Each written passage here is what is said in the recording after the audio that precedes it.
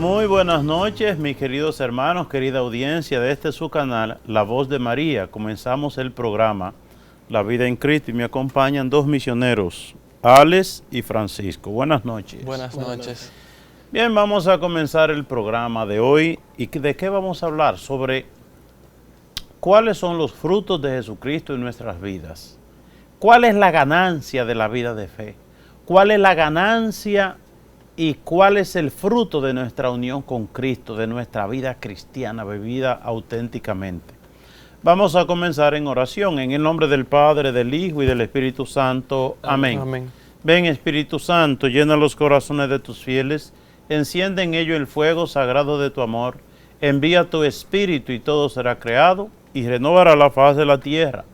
Oh Dios, que iluminaste los corazones de tus fieles con la luz del Espíritu Santo, haz que guiado por ese mismo Espíritu saboreemos la dulzura del bien y gocemos siempre de su divino consuelo por Cristo nuestro Señor. Amén. Amén.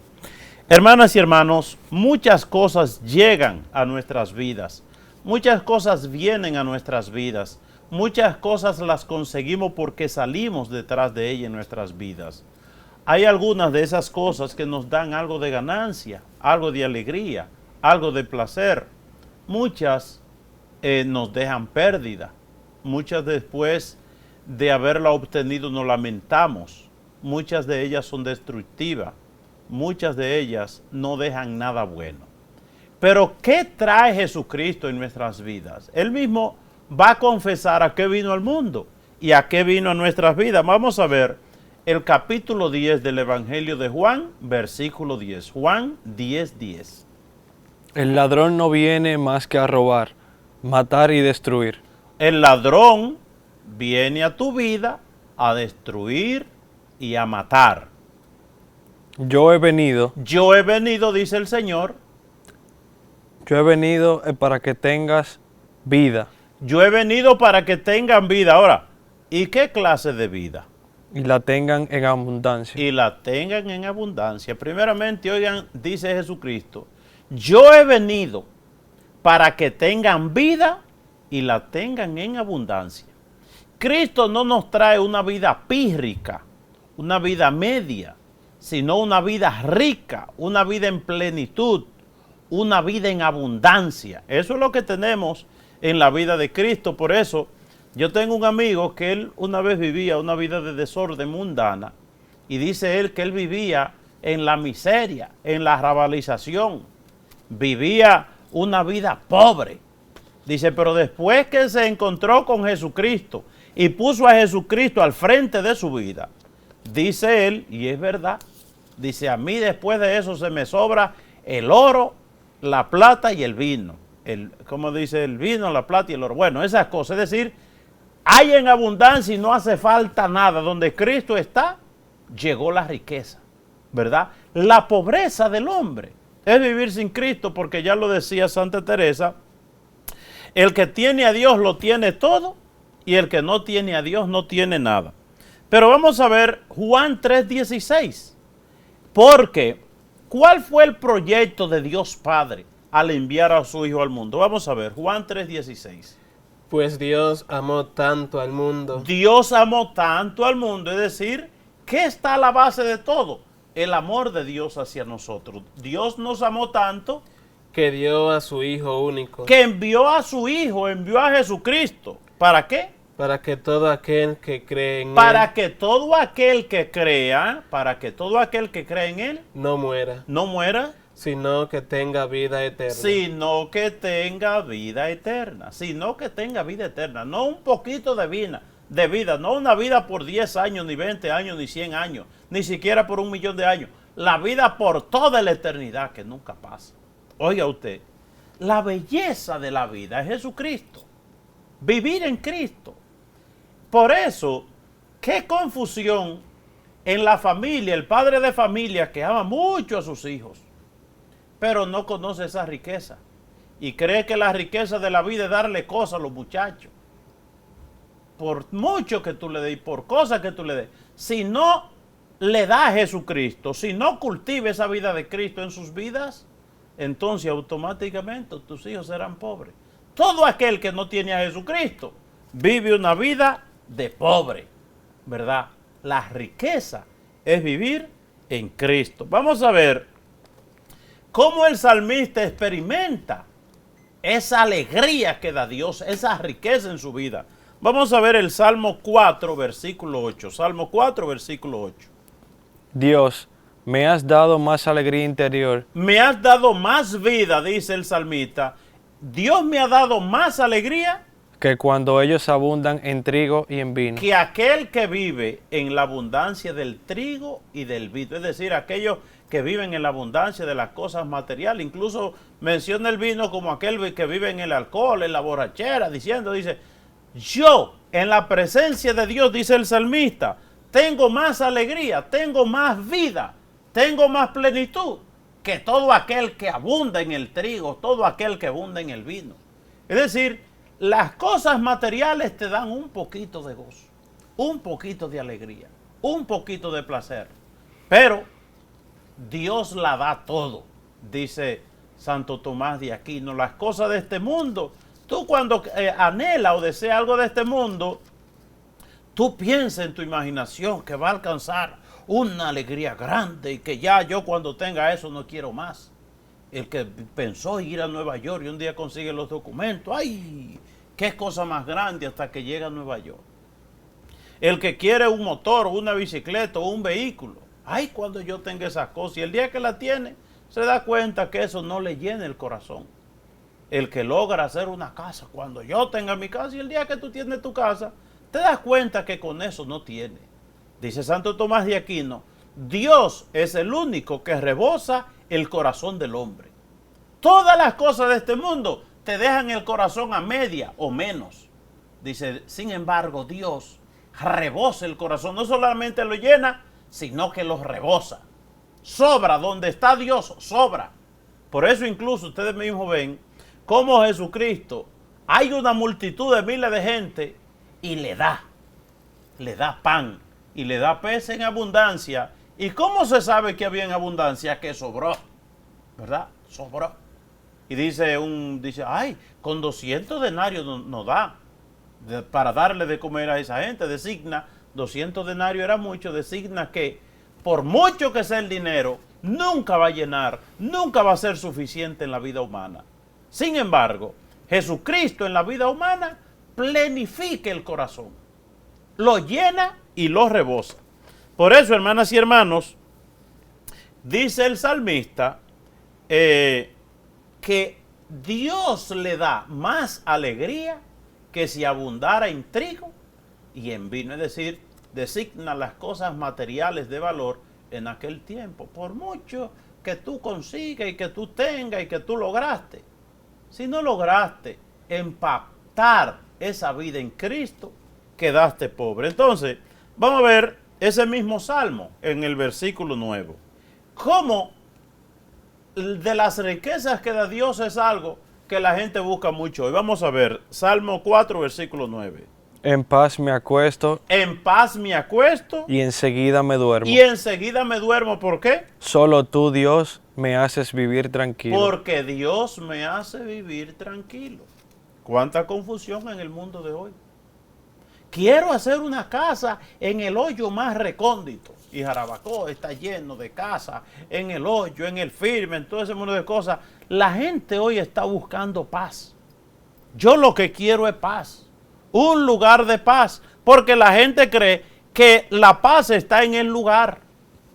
Y cuando no hay lugar de paz, está el corazón lleno de paz. Claro que armoniza un lugar tranquilo, un lugar solitario, un lugar con ciertas características, donde no llegue el escándalo del reggaetón, ni de la bulla, ni de la bachata, ni de los pleitos de la gente borracha, ni nada de eso.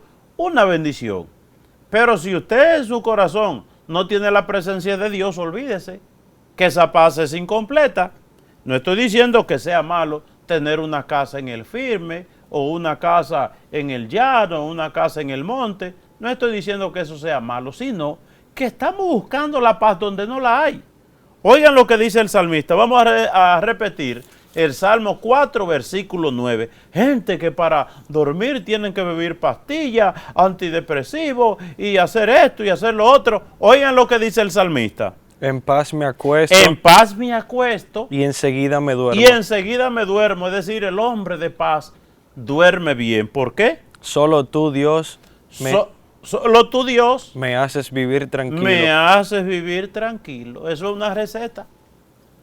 Para aquel que no puede dormir, para aquel que no puede descansar, para aquel que vive un desasosiego, busque a Cristo en su vida y encontrará la paz, ¿verdad? Y aunque usted esté metido en la cárcel ahí metido con mucha gente, si usted tiene a Dios en su corazón, usted se acuesta tranquilo y duerme tranquilo. Y hay mucho testimonio de eso. Mucho testimonio de eso. Recordemos a Pablo y Silas metido en la cárcel, y entonces está el guardia por allá y suenan unos cánticos. Y cuando van ellos alabando con una paz, con una serenidad, con una tranquilidad, alabando a Dios en plena cárcel. Oiga, en plena cárcel. Porque no es el lugar, es el corazón, es lo que yo llevo en mi corazón. Vamos a repetirlo otra vez. Qué bonito, me encanta esto. Oigan lo que dice el salmista. En paz me acuesto y enseguida me duermo. En paz me acuesto y enseguida me duermo. Solo tú, Dios, Solo tú, Dios, me haces vivir tranquilo. me hace vivir tranquilo. No es que yo beba pastillas y que tenga un tratamiento y que beba anti qué sé yo qué cosa. Solo tú, Dios, me hace... Oiga, eso es una receta. El Señor, el salmista, nos da una receta de su experiencia. Solo tú, Dios, me hace vivir tranquilo. Y hoy cuánta gente desasogada, sin paz, no me encuentro la palabra. Cuánta gente sin paz, sin tranquilidad, gente volviéndose loco. Y hay muchos locos que se han vuelto locos por la falta de paz. Cuando usted no tiene paz en su corazón, le problemas en el estómago, problemas de artritis, problemas de úlceras, problemas en el sistema nervioso, problemas en el funcionamiento del corazón. Es la paz. Y la paz la da Dios. Incluso hace un par de años salió un estudio que se había hecho de que la gente que frecuentaba la iglesia y confesaba y vivía una vida espiritual, más o menos, decía, tiende menos a buscar antidepresivos y a sufrir de ciertas enfermedades. Incluso le alarga la vida a la gente ir a la iglesia y tener esa empatía con Dios a través de la iglesia. Vamos a ver cómo San Juan, en el capítulo 16, versículo 22, Jesucristo le dice a los discípulos, porque los discípulos estaban medio tristes ahí. Estaban tristes porque Jesucristo estaba hablando de su pasión. Y dice Jesucristo, sí, ustedes están tristes y se van a entristecer cuando vean lo que me van a hacer a mí. Pero ¿en qué se convertirá esa tristeza? Vamos a ver Juan 16, 22. Así también, ustedes se afligen ahora, Ustedes se afligen ahora, pero yo volveré a verlos, pero yo volveré a verlo. y entonces su corazón se llenará de alegría. Entonces su corazón se llenará de alegría. Una alegría, ¿será por un momento esa alegría? Una alegría Una alegría que nadie les podrá quitar. que nadie les podrá quitar. Nadie le podrá quitar esa alegría. Nadie se la quitará. La alegría que da Dios, nadie la puede quitar. Y dice el canto, la alegría que me da el Señor, nadie me la puede quitar. Ya Jesucristo dijo eso. Es una alegría eterna. Incluso la experiencia de Cristo resucitado es algo tan grande que el problema es mucho más pequeño que la resurrección de Cristo. Por eso, los discípulos en la cárcel, un problema. Pero ellos están felices y contentos. Los muelen a golpe, un problema. Claro que sí, pero ellos están felices y contentos porque Cristo resucitó. Y le prohíben predicar el evangelio, a ellos no les importa. Y hasta lo cogen preso y hasta lo matan. Y ellos mueren felices. Lo que más impresionaba a los ateos, a los que no eran religiosos, en esos tiempos que morían todos esos discípulos, y después de la muerte de los discípulos, otros, ¿verdad? Era que ellos morían con una alegría, con una felicidad. Incluso muchos se le veía hasta el deseo de querer morir por Cristo. Y eso era incomprensible. ¿Cómo te quieren matar? ¿Cómo te meten en la cárcel? ¿Cómo te muelen a golpe y tú feliz y contento? Porque tienen a Dios, a Jesucristo en su corazón.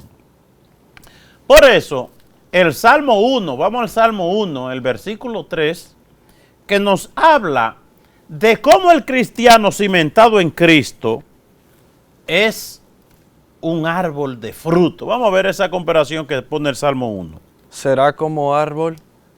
Oigan, el cristiano plantado en Cristo, con su corazón lleno de esa presencia espiritual del resucitado, de lo que estamos nosotros celebrando en esta octava de Pascua, Será como árbol plantado junto al río. oigan, es como un árbol plantado junto al río. ¿Ve usted un árbol plantado junto al río que se está secando? Que está las hojitas tristes, que no. ¿Cómo es ese árbol plantado junto al río? Da su fruto en sazón. Da su fruto siempre. Su fronda no se agosta. Las hojas no se le caen, las hojas no se marchitan. Todo cuanto emprende, prospera. Todo cuanto emprende prospera. Es una cosa impresionante. ¿Por qué el Salmo 1 nos habla de esta dimensión comparado con un árbol? Porque el árbol sembrado en Dios, es decir, cuando el hombre siembra su corazón en Dios, es un corazón que no se marchita, que no se entristece, que no se amarga. Todo lo supera en Dios. Y dice que da mucho fruto. El cristiano no se conoce por lo que dice, sino por lo que hace. Eso es lo primero. El cristiano no se conoce por lo que dice, sino por los frutos que da. Es decir, es como el árbol fructífero. ¿Por qué se conoce? Por sus frutos. Por eso se conoce el cristiano. Y dice que todo cuando emprende, tiene buen fin. El Salmo 18 es uno de los salmos más bellos para uno reflexionar lo que es la vida en Dios. Lo que es la vida en Dios. ¿Cuántos frutos nos describe el Salmo 18 que encontramos nosotros cuando cimentamos nuestra vida en Cristo? Vamos a ver. Invoco a Dios. No, vamos desde el versículo 4. Sí, ok. Sí. Invoco a Dios. Digno de alabanza, y me veo libre de mis enemigos. Invoco a Dios. Digno de alabanza. Digno de alabanza. Y me veo libre de mis Y enemigos. me veo libre de los enemigos. Incluso eso, oiga, es una cosa bella. Que uno invoca a Dios y uno duerme tranquilo porque ya Dios se hace cargo de los enemigos. Gente que tienen enemigos por envidia, porque el otro yo no sé qué cosa. Pero el cristiano, el que tiene su seguridad en Dios, está tranquilo. ¿Verdad? Dice, me veo libre de mis enemigos al invocar a Dios. Es una cosa hermosa. Y vamos al Salmo propio 18. El que leíamos era el 17. Vamos al Salmo 18. Desde el versículo 8. La enseñanza del Señor es perfecta. Oigan, es una cosa la ley del Señor. La enseñanza del Señor es perfecta. ¿Por qué es perfecta? Porque Vamos al libro del Génesis. El libro del Génesis, capítulo 1, dice, y vio Dios lo que había hecho, y todo era muy bueno. Lo que Dios hace, lo hace muy bien. Es una cosa tremenda. Si el hombre reflexionara eso, oigan, no harían falta tantas leyes ni tantas cosas, ni mucho menos contrarrestar las leyes de Dios. Si Dios dice, no matarás, no te pongas tú a matar niños, a hacer leyes de que de las 3 causales, que es un engaño ese de las 3 causales, que eso es como la conversación de la serpiente, parece muy inofensivo. Pero es la 3 causales, es una brecha que se abre. Es una brecha que se abre para penetrar el diablo con todo y provocar entonces toda esta cosa del aborto, de la matanza, ¿verdad? La mujer entonces, como, ay, ya, yo puedo dedicarme al sexo, a los placeres, porque cualquier cosa menciono las 3 causales y se me hacen un aborto y sigo para adelante. Se convierte la mujer en un objeto de placer, pierde su dignidad. Cuando es un instrumento meramente de placer y por cualquier cosita, vamos a matar a este niño. Señores, La ley del Señor es perfecta y una de las leyes de Dios es no matarás. Y la ley del aborto, que la mamá los papás matan al niño en el vientre de la madre, esa ley después trae la contra, que es la eutanasia. ¿Qué es la eutanasia? Que los padres, que los hijos entonces matan a los padres. Es una cosa diabólica. Oigan, donde viene el aborto, porque no hay cosa más horrenda que el aborto. Destruir una vida inocente. Eso es más que una guerra, que la guerra de Vietnam. Eso es más que el 9/11, que ese avión que se estrellaron en la Torre Gemela, porque eso fue contra gente grande, gente con conciencia. Pero el aborto es ley para matar a los niños en el vientre de la madre. Y es una agenda global, ¿verdad? Una agenda global que, para que ustedes tengan una idea, en el año 2019, creo, esas instituciones gubernamentales aportaron al país alrededor de 11,000 millones de pesos. Es decir, ¿cuál es la cosa? Te doy mucho dinero, apruébame el aborto, para que se maten los niños en el vientre. Oiga, y el diablo es el amigo número uno de matar los niños. El enemigo, el diablo es enemigo nuestro, pero esencialmente el diablo es enemigo de los niños que están en el vientre de la madre. Y sabe el diablo que matando a los niños pues crea lo más satánico, que la misma mamá que debiera amar y proteger al niño es quien lo mata y tiene leyes, ¿verdad? Por eso cuando usted ve a una mujer con pancarta frente al palacio y cosas de esas, exigiendo leyes para matar a los niños, eso no es de Dios. Lo perfecto es la ley de Dios.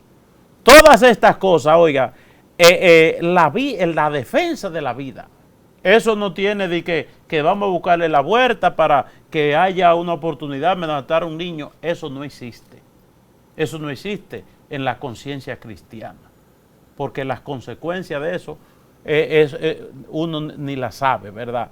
El país que apruebe el aborto, entonces, un país que apruebe el aborto es un país en el cual se va la protección maternal de la Virgen y la protección paternal de Dios. Entonces, vamos a ver.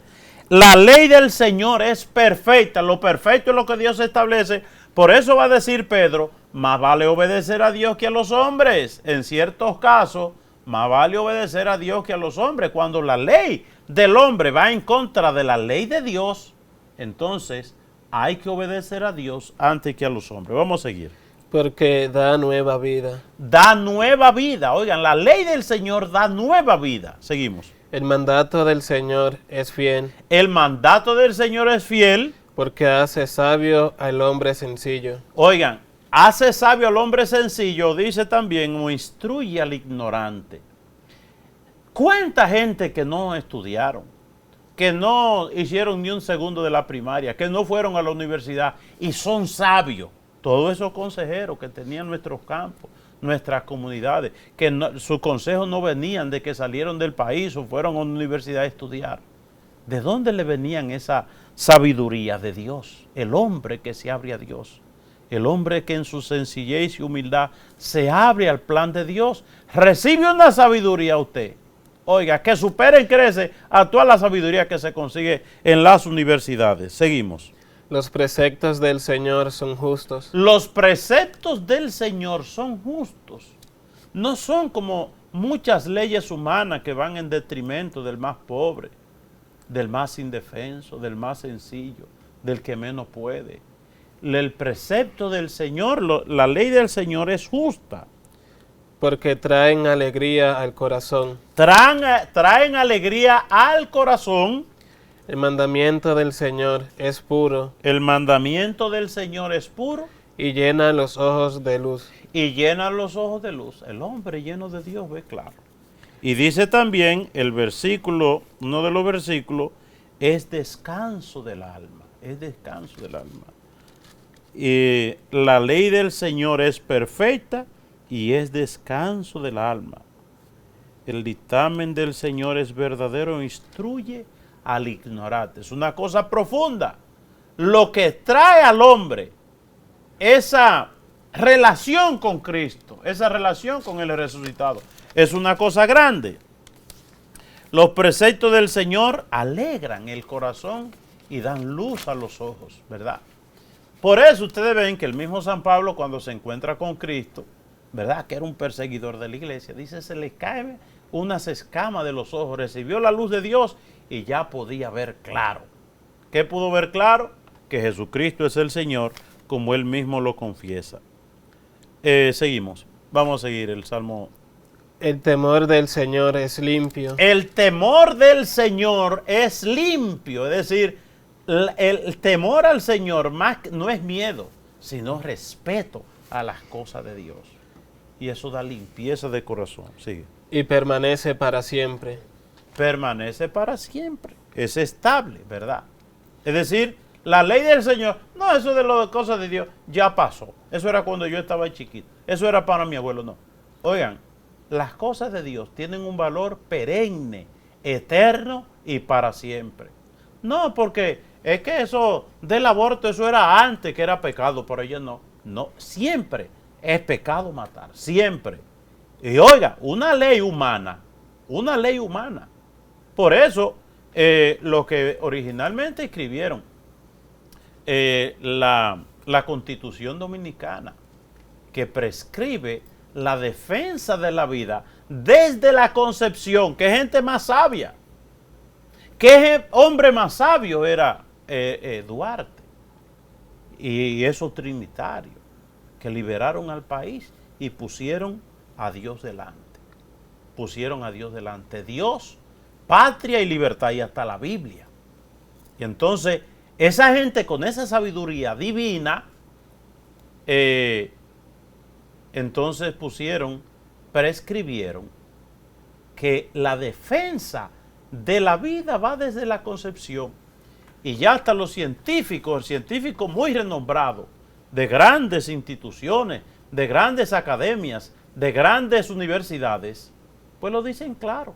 Desde la unión de un óvulo y un espermatozoide, ya hay un ser humano con un código genético distinto al código de la mamá. De ahí la brutalidad de que no, yo con mi cuerpo hago lo que quiera, sí, con tu cuerpo tú haces lo que quieras, pero con el hijo que tú llevas dentro, tú no puedes hacer lo que quieras, tú no lo puedes matar. Te convierte en asesina.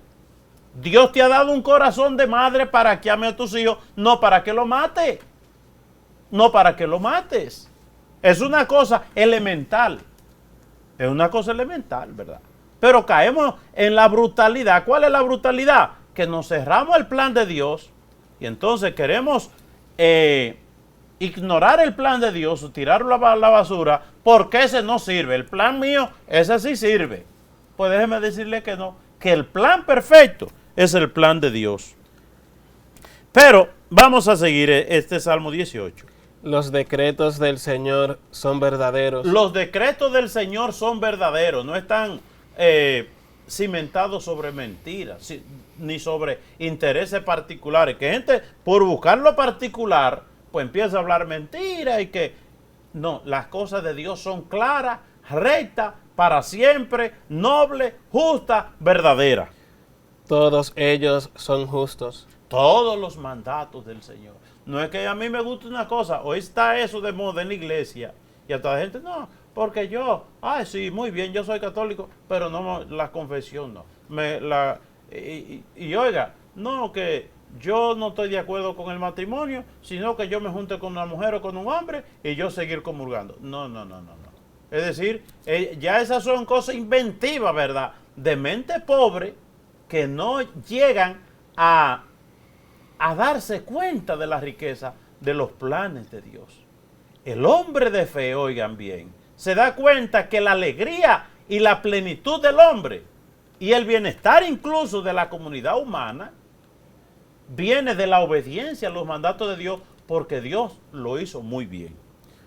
Son de más valor que el oro fino. Oigan, los mandatos del Señor son de más valor que el oro fino.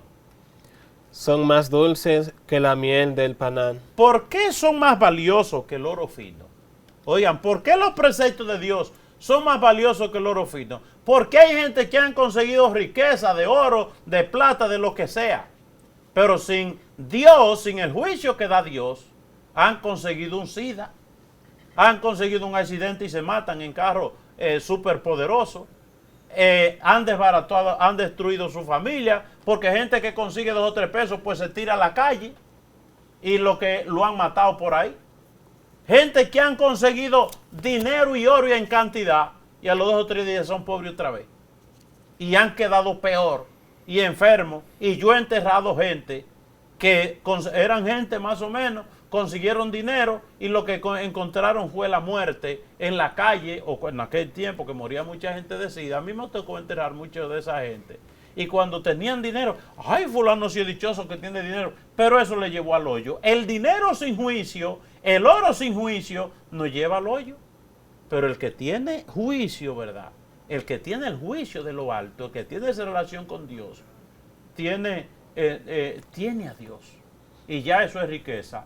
Y con el juicio de Dios tiene 100 pesos y ya con eso se hace rico. Me decía una señora que una vez, muy pobre ella, pero muy de Dios, alguien le consiguió 300 pesos y empezó a comprar ropita y ella sin jugar, ni beber, ni vicio, y llegó a tener 60,000 pesos en el banco. ¿Por qué? Porque tenía Dios. El hombre con Dios consigue poquito y eso poquito lo hace mucho, pero el hombre sin Dios consigue mucho y a los 2 o 3 días se le acabó todo, porque no hay juicio. Sin Dios en la vida humana no hay juicio. Por eso, más precioso que el oro, ¿verdad? Más que el oro fino, dice, más dulce que la miel es la cosa de Dios. Eso que alegró tanto y transformó la vida de los apóstoles tras la resurrección del Señor.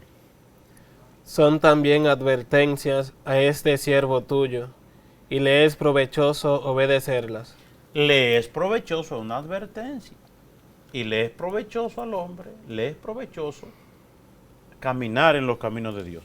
Vamos a ver ya algunos regalos propios ya de Cristo resucitado. Vamos al capítulo 20, capítulo 11 y siguiente del Evangelio de San Juan. Cómo Jesús resucitado es fuente de consuelos. De consuelo para aquellos que están tristes y llorosos. Vamos a ver. Estaba María junto al sepulcro, fuera llorando. María Magdalena estaba junto al sepulcro llorando. Y mientras lloraba, se inclinó hacia el sepulcro. Ajá. Y ve a 2 ángeles de blanco, sentados donde se había estado el cuerpo de Jesús, uno a la cabecera y el otro a los pies.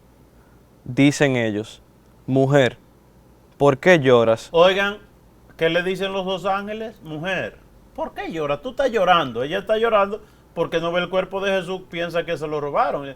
Mujer, ¿por qué lloras? No hay motivo no hay motivo de tristeza. Claro, ella no sabe todavía lo que ha pasado, pero vamos más para adelante. Ella le respondió: Porque se han llevado a mi Señor, y no sé dónde le han puesto. Ese era el pensamiento que ella tenía. Ella estaba triste y desconsolada. ¿Qué sucede en adelante? Dicho esto, se volvió y vio a Jesús de pie, pero no sabía que era Jesús. Le dice Jesús: Mujer, ¿por qué lloras? Por segunda vez, primero un ángel le dice, ¿por qué lloras? Y ahora es Jesús que le dice, ¿por qué lloras, mujer? Tú estás llorando, no hay motivo para eso. Es decir, son palabras de consuelo. ¿A quién buscas? Ella, pensando que era el encargado del huerto, le dice: Señor, si tú lo has llevado, dime dónde lo has puesto, y yo me lo llevaré. Y Jesús le dice: María. Ella se vuelve y le dice en hebreo: Rabini. ¿Qué quiere decir maestro? Le dice Jesús: Deja de tocarme. Ok, perfecto. ¿Por qué lloras? Es decir, la pregunta que hace Jesús en nuestras vidas cuando estamos tristes, cabizbajos. ¿Por qué lloras? ¿Por qué estás triste? Triste. Si yo he vencido la muerte, ¿por qué estás triste? Es decir, la invitación a la alegría. También le dice a las mujeres: alégrense, alégrense. Vamos a Juan 20, 19. Al llegar la noche de aquel mismo día. Al llegar la noche de aquel mismo día, ¿cuál era aquel mismo día? El primero de la semana, el domingo. Los discípulos se habían reunido con las puertas cerradas Ujú. por miedo a las autoridades judías. Por miedo a las autoridades judías. Estaban nerviosos, estaban los pobres ahí temblando de miedo. Jesús entró y poniéndose en medio de los discípulos, Jesús en medio de los discípulos nos trae un regalo enorme. ¿Cuál es? los saludó diciendo, ¿Cómo le dice? paz a ustedes. Paz a ustedes, regalo de la resurrección del Señor, la paz. Oigan, la paz es fruto del hombre que ha resucitado con Cristo. El que ha tenido una experiencia con Cristo resucitado, vive la alegría. Dicho esto, les mostró las manos y el costado. Le mostró las manos y el costado y otra vez le dice, Paz a ustedes. otra vez le dice, paz a ustedes. Es decir, cuando en la Biblia se dice una cosa por primera vez es importante, si se repite es muy importante y si por tercera vez, como es el caso aquí, es mucho más importante para que no se olvide. Es decir, Jesucristo dice, miren, yo resucité. ¿Y qué les traigo? Paz, paz, la paz. La paz es fruto del corazón que se ha encontrado con Cristo. Vamos a Juan 20, 26. 8 días después, 8 días después, recordemos, en este primer encuentro había un discípulo que no estaba, Tomás. Y 8 días después Jesús otra vez se le aparece. estaban otra vez sus discípulos dentro y Tomás con ellos. 8 días después, el primer día de la semana y después 8 días después, los discípulos se reunían los domingos para esa experiencia con Jesucristo resucitado, el domingo, primer día de la semana. Seguimos. Se presentó Jesús en medio, estando las puertas cerradas, y dijo, la paz con vosotros. A la paz con ustedes. Otra vez, Jesucristo recalca este elemento de la paz. Este elemento de la paz que es fundamental en la vida cristiana. El cristiano no solamente vive la paz del resucitado, sino que proyecta esa paz. Proyecta esa paz. Oigan bien, no es solamente yo vivo en paz, sino la gente percibe esa paz. Yo irradio esa paz donde quiera que vivo. Vamos a Lucas 24, 36. Lucas 24, 36. Estaban todavía hablando de estas cosas. Estaban todavía hablando de estas cosas, es decir, ¿cuáles eran estas cosas? Hablando de la resurrección del Señor. Hablando del Señor, la conversación de los discípulos no era de otra cosa. ¿De qué hablaban los discípulos? Hablaban de Jesús, de ese acontecimiento. Los discípulos no hablaban de gallos, ni de números, ni de sueños. Los discípulos no hablaban de qué cerveza, ni qué botella de ron era buena. Los discípulos no se dedicaban a conversaciones inmorales, ni a cuentos de doble sentido. ¿De cuáles cosas hablaban los discípulos de Jesucristo? Cuando Jesús se puso en medio de ellos, Jesucristo se puso en medio de ellos. ¿Por qué Jesucristo se puso en medio de ellos? Porque la conversación de ellos era sobre Jesús. El que tiene esas conversaciones de vicio, de pecado, de borrachera y de droga, el que tiene estas conversaciones de moda y fantasía y vanidades, allí no se hace Jesús presente. Los discípulos hablaban sobre Jesús.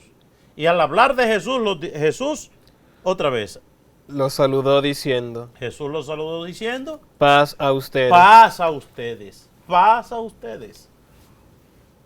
Es decir, miremos nosotros, hay que tener en cuenta esas tres dimensiones que son tres regalos de Jesucristo resucitado. ¿Cuál es el primero? La primera palabra que Jesús dice y recarga y repite es paz a ustedes. Es decir, Jesucristo nos trae el regalo de la paz. Y vuelvo y repito, Jesucristo varias veces lo dice para que no se le olvide que deben vivir en paz y deben ser instrumentos de paz. Es lo que inspira a San Francisco de Asís. San Francisco, ¿de qué se da cuenta? De que el hombre de Dios es un hombre de paz. Quien te ha tenido un encuentro con Cristo, quien ha resucitado con Cristo, es una persona de paz. Y entonces, por eso ese cántico de la paz, Señor, hazme un instrumento de tu paz. Hazme un instrumento de tu paz. La paz en la conversación. Que hay gente que son muy especialistas escarbando la noticia más horrorosa y más terrible. Y donde quiera que van, allí mataron uno, allí mataron 4, allí le cortaron la pescuezo a uno, allí le sacan la tripa al otro, allí están las montongos de a uno que mataron. Y ese tipo de lenguaje morboso, ¿verdad? Y mientras más asqueroso es la noticia, ellos con más ahínco pronuncian eso. Hay gente que ya usted lo ve que viene de allá y ya usted le quitaron la paz. Incluso hay gente que lo llaman a usted y usted solamente ve el número de esa persona y usted dice, pues este me viene a quitar la paz. Ya se le quita la paz. Y hay gente que se le sientan al lado suyo y usted siente una paz grande. Y hoy, en este mundo de vanidades, ¿verdad?, de apariencia, hay otro modo también que, eso yo lo recargo mucho, que es que entró una gente a su casa y usted ay, tú sí estás gorda, qué barriga más grande tú tienes, ¿verdad? Recargarle al otro que está gordo, que el otro, qué cosa, etc. Es decir, tú no eres amigo de la barriga de esa gente, tú eres amigo de la persona. Entonces, hay gente que siempre están con esa conversación, ven al otro y lo primero que le ven es la barriga, el estómago, a ver si está gordo o está flaco. Como si eso fuera lo más importante. Y sobre todo que cuando tú le dices a una persona que está gordo, sobre todo a una mujer, le quitaste la paz, le dañaste el día. Le dañaste el día. Entonces, hermanas y hermanos, el cristiano es una gente que trae paz en la conversación. Hay un modo que la gente cree que es muy correcto. El que dice, yo le digo la verdad a cualquiera, yo al pan, pan y al vino, vino, que por la verdad murió Jesucristo. Miren, esas son expresiones, y lo hemos dicho otras veces, de gente chismosa, de gente chismosa. El que yo le digo la verdad a cualquiera. ¿Por qué? ¿Cuál es la verdad que dice ese tipo de persona? Todo lo amargo, ¿verdad? Todo la amargura, todo lo feo, todo lo amargo que tiene en el corazón, lo saca para tirárselo al otro. Es decir, ¿por qué? Hay una sola verdad. ¿Cómo se llama la verdad? Jesucristo. La verdad es Jesucristo. Ya lo otro, lo que yo digo como verdad, son opiniones, y muchas veces opiniones de corazones amargados y frustrados. Incluso aunque haya algo que sea verdad, si esa que tú vas a decir no edifica, mejor no lo diga. Va a decir San Pablo en la carta a los Efesios que no salga de su boca palabra desedificante, sino aquella que edifique, aquella que sea necesaria para edificar. Y eso es bonito. Es decir que, pero hay gente que usted tiene miedo de lo que van a decir porque dañan el momento, amargan el momento, que le quitan la paz al momento y le quitan la paz al otro. Es decir, y por eso, hermanas y hermanos, hasta a veces bueno, y hasta yo mismo me doy este consejo de no hablar tanto. Yo que hablo tanto, ¿verdad? Hablar menos, no hablar mucho. Decía un escritor, de lo único que no me arrepentí fue de lo que callé. Y en la conversación se transmite la paz o se quita la paz. Por eso el cristiano debe tener dominio de la lengua para no quitar la paz y no ser un instrumento de paz, ¿verdad? Que no salga de su boca palabra desedificante. Y va a decir incluso el mismo Cristo, ten en cuenta de lo que tú le dices a tu hermano, si le dices renegado, si le dices imbécil, por eso tú puedes ir al infierno. ¿Por qué? Porque las cosas de la lengua son muy importantes en la vida.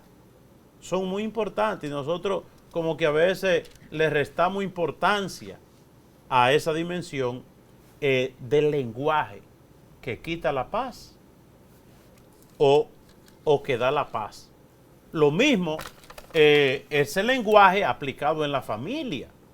Decirle a un muchacho, tú eres un loco, tú eres un burro, tú no sirves para nada. Oye, es una violencia, es una guerra que tú le estás haciendo a tu niño y castrándolo de la posibilidad de desarrollo. Todas esas palabras se van grabando en el corazón de tus hijos, ¿verdad? Ahí a veces, y sobre todo esta música de ahora, ¿verdad? que trae toda esa palabra de doble sentido, asquerosa, sucia, palabras a veces que son pornográficas, ¿verdad? Entonces la gente se acostumbra a todo este tipo de lenguaje y a veces hay hogares que se vuelven un campo de batalla. Palabras hirientes, palabras humillantes, y hay que tener en cuenta las palabras que decimos, porque las palabras pueden ser como puñales que se clavan. Yo conocí una pareja que un día el esposo le dijo una palabra, como insinuando, él claro sabía que la mujer no era eso, pero insinuándole a la mujer para herirla como que era una prostituta.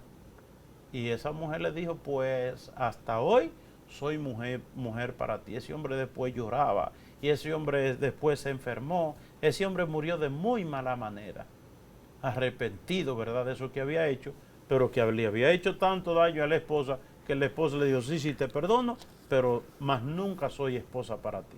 Una sola palabra. Es decir, y hay palabras que han frustrado un hijo, hay palabras que han terminado una relación, hay palabras que han terminado un hogar. Hay que tener en cuenta, el cristiano tiene o debe tener un lenguaje de paz.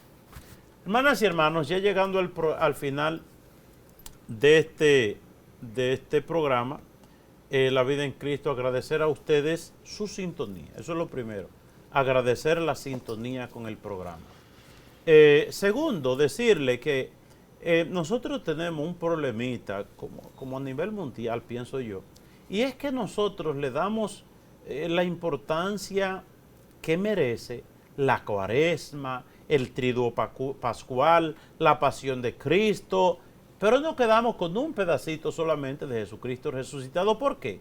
Porque, miren, celebramos después de la resurrección hasta el domingo siguiente, toda esta semana, celebramos lo que se llama la octava de Pascua. Es un domingo como que se extiende para dar cabida a una resurrección grande de la resurrección del Señor, a una celebración de la resurrección del Señor, pero nosotros como que ya se terminó todo el domingo de resurrección y ya como que volvemos a la normalidad y seguimos la vida igualita y como que no se le da la importancia de vida a la celebración de la resurrección del Señor. Celebremos, hagamos los vialucis, es decir, vaya con el librito de las lecturas, que todo este tiempo se lee el libro de los Hechos de los Apóstoles que nos narra el nacimiento y desarrollo de la iglesia naciente y también los textos bíblicos que nos hablan sobre la resurrección del Señor. No desforcemos nuestra vida espiritual, nuestra vida cristiana, nuestra vida de iglesia, reforcémosla. ¿Qué hace falta más que nunca? Que reforcemos nuestra vida de fe, nuestra vida cristiana.